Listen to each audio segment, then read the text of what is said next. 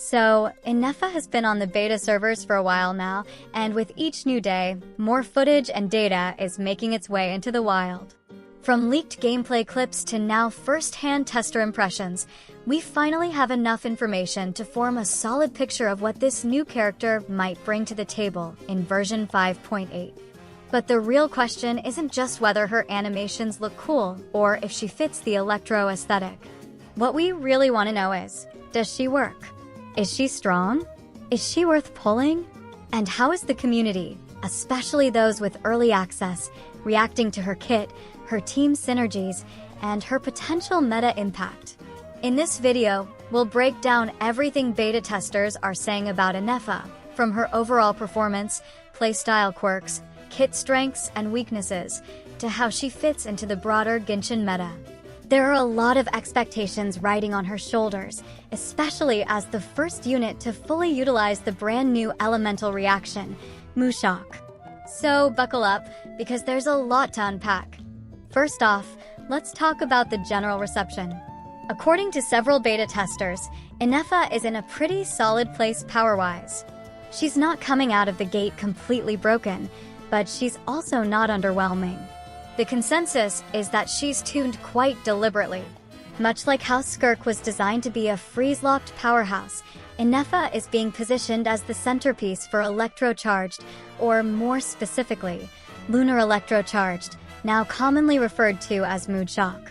Moonshock is the reaction you get when Electro meets Hydro, but with a twist. When characters that trigger electrocharged are in a team with Ineffa, the regular electrocharged effect is replaced with lunar electrocharged. Instead of causing AoE zap effects, this new version forms thunderclouds above affected enemies, which continuously deal electro DMG. It doesn't have innate AoE, but the damage can crit, and the reaction damage is calculated separately for each participating character. Yes, you heard that right. The game considers who applied the Electro and who applied the Hydro and calculates each of their Moonshock contributions based on their individual elemental mastery, attack, and crit stats. The result is then combined, favoring the higher damage instance. And here's where it gets spicy. This design means that Moonshock rewards dual building. Testers have already begun min-maxing team setups where both the Electro and Hydro characters are stacked with elemental mastery and crit stats. Think of Nilo's Super Bloom teams, but more intricate and with multiple crit rolls in the mix. As for Ineffa herself, she's described as an Electro polearm user with a robotic aesthetic. Blue hair, mechanical limbs, a mecha-style splash art featuring a massive gauntlet.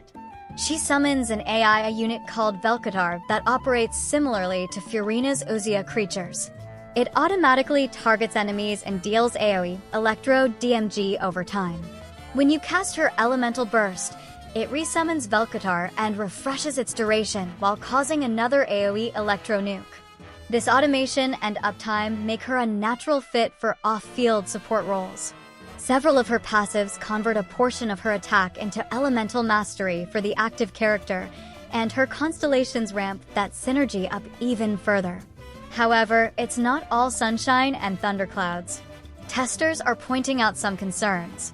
First, her entire design is heavily dependent on one specific elemental reaction. If you're not triggering Moonshock, you're not getting her full value. And Moonshock itself, while flashy and powerful, requires two characters contributing Electro and Hydro in very deliberate ways.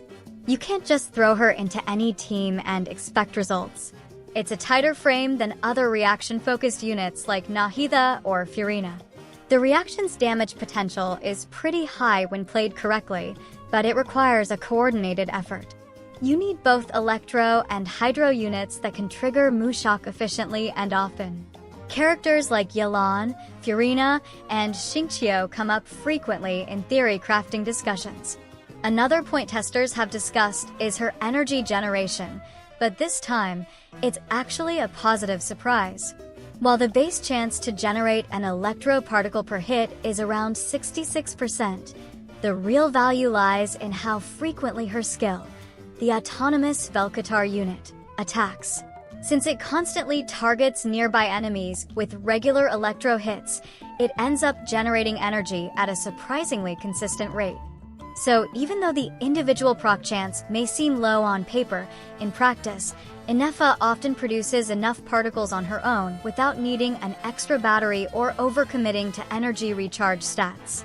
For most team setups, that means more flexibility in building her for damage. Now let's talk about weapons. Ineffa's signature polearm is called Fractured Halo. It boasts an enormous crit DMG substat and a passive that boosts the equipping character's attack and the entire team's moonshock output when the wielder generates a shield. Combine this with her shield-granting kit, and you're looking at a weapon that synergizes perfectly with her entire loop. There's also a new 4-star Claymore coming for free during the 5.8 event. It provides elemental mastery and energy regen when Moonshock, Electrocharged, or Bloom is triggered. It's obviously tailored for Ineffa's future teammates like Beidou, but should be a solid pick for other EM-dependent supports as well. In terms of aesthetics and lore, Ineffa is quickly becoming a fan favorite.